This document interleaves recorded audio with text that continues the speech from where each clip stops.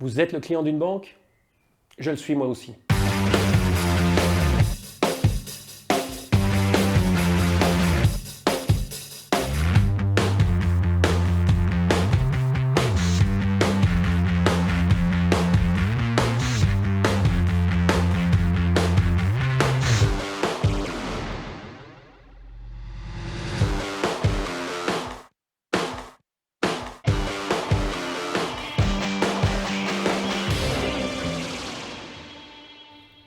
Le Bitcoin ou l'or? Une valeur refuge. Alors ça, c'est une question qu'on me pose en ce moment tout le temps. On est dans un moment où il y a beaucoup de peurs sur les marchés. Il y a des peurs, on ne sait pas où va le monde, on ne sait pas où vont les gouvernements, on ne sait pas où va notre portefeuille. Donc on a envie de se protéger. Vous avez entendu certainement parler des collapsologues, donc les gens qui pensent que tout est foutu, qu'il faut absolument se préparer. Pourquoi pas, ils ont peut-être raison. Et comme par hasard, ces collapsologues, qu'est-ce qu'ils font aujourd'hui? Ils vendent à peu près tous leurs actifs financiers pour acheter de l'or. Des pièces d'or en particulier, pas plutôt des lingots qui sont beaucoup plus difficiles à couper en morceaux pour aller les vendre et les manger. Donc, aujourd'hui, si on se pose la question or Bitcoin, c'est clair que l'or est une valeur refuge que l'on peut utiliser, qui est largement connu par tout le monde, et l'or a toujours une valeur. C'est un élément physique. Je peux échanger une pièce d'or contre une vache, contre je ne sais pas quoi, un jerrycan d'essence pour mettre dans ma voiture. Maintenant, le problème du Bitcoin. Est-ce que le Bitcoin, c'est aussi une valeur refuge? La question est clairement non, ça ne peut pas être une valeur refuge parce que le Bitcoin, je ne sais pas, vous enlevez l'électricité, imaginez que tout explose, l'électricité c'est fini, il n'y a plus d'électricité. Ben, votre Bitcoin, je ne sais pas où vous allez le chercher, mais en tout cas sur votre PC, il va durer peut-être encore 1 heure le temps que votre batterie soit plus là. S'il n'y a plus d'électricité, il n'y a plus de Bitcoin. Donc valeur refuge, non, parce que vous ne pouvez pas toucher un Bitcoin et vous ne pouvez pas aller l'échanger physiquement contre quelque chose. Donc Bitcoin, valeur refuge, certainement pas dans ce sens-là. Donc maintenant, deuxième question, lequel, si on part du principe que ce sont deux actifs qu'on peut mettre et acheter dans un portefeuille, lequel représente un actif de diversification? Alors déjà, pour qu'un actif soit un actif de diversification, il faut qu'on sache dans quelle classe il va se trouver. Donc clairement, l'or est un actif qu'on va mettre dans la classe d'actifs qu'on appelle des métaux précieux, comme l'argent et autres. Et le Bitcoin, aujourd'hui, dans quelle classe d'actifs je le mettrais? Ben, comme son nom l'indique, le Bitcoin est une monnaie, on appelle ça une cryptocurrency, donc une monnaie, donc il faudrait le mettre dans les actifs monétaires. Donc maintenant, pour diversifier vos actifs, l'idée c'est de se dire, si tous mes actifs comme les actions, les obligations, j'ai peur qu'elles vont baisser et qu'elles vont avoir un crash dans leur valeur, eh bien il faut que j'ai d'autres actifs dans mon portefeuille qui ont des chances de monter, ou en tout cas de ne pas baisser. Donc l'or, dans ce cadre-là, a prouvé par le passé que c'était une bonne valeur à avoir dans un portefeuille pour compenser ces mouvements de baisse et de hausse, donc d'avoir un actif qu'on appelle décorrélé avec les autres, c'est-à-dire qu'il ne va pas bouger de la même manière que le reste.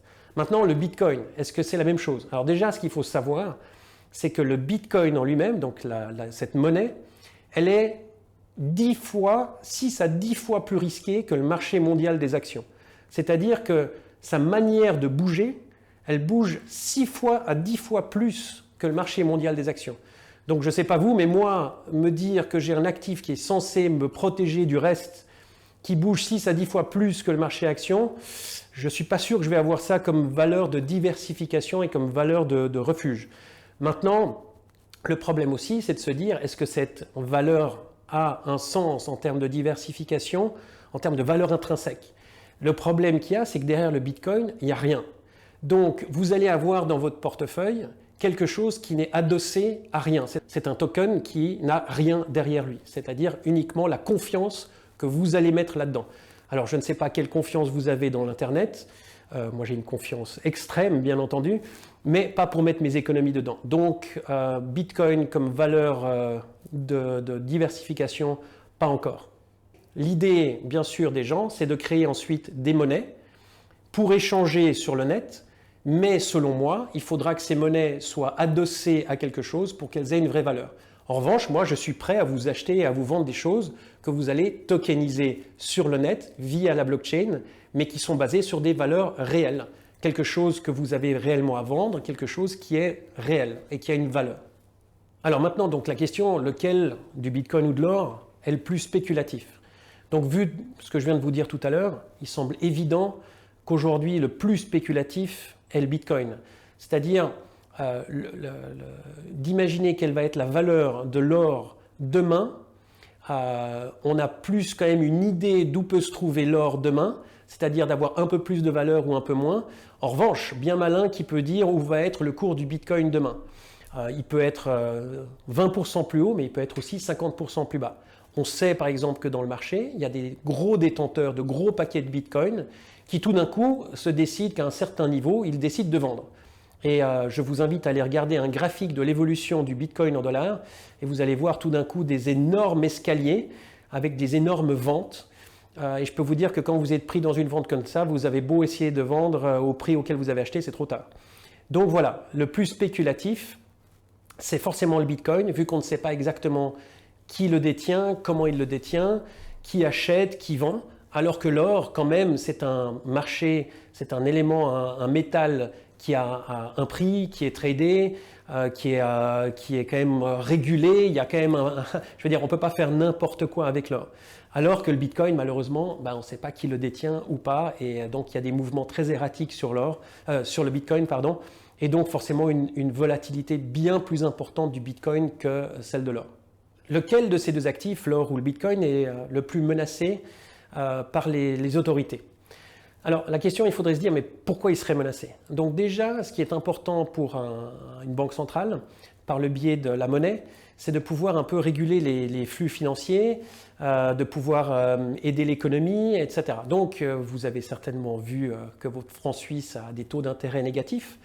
Quel est l'intérêt de ces taux négatifs? C'est simplement de faire en sorte que vous ne gardiez pas votre cash dans un compte en banque, mais que vous dépensiez votre argent, ou en tout cas que vous l'investissiez dans quelque chose pour éviter de perdre de l'argent.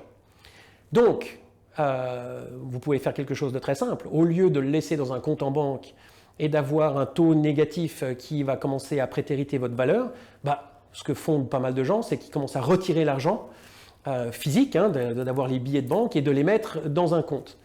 Même chose pour l'or, vous pourriez vous dire, finalement, j'achète de l'or physique, je le sors et je le mets dans un coffre. Donc là aussi, compliqué pour la banque de mettre des taux négatifs sur l'or. Et en plus de pouvoir vérifier qui achète, qui vend et d'avoir vraiment un impact là-dessus.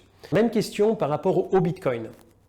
Alors, effectivement, le Bitcoin est une monnaie décentralisée qui pose un problème aux banques centrales parce qu'elles n'ont pas d'impact sur le Bitcoin.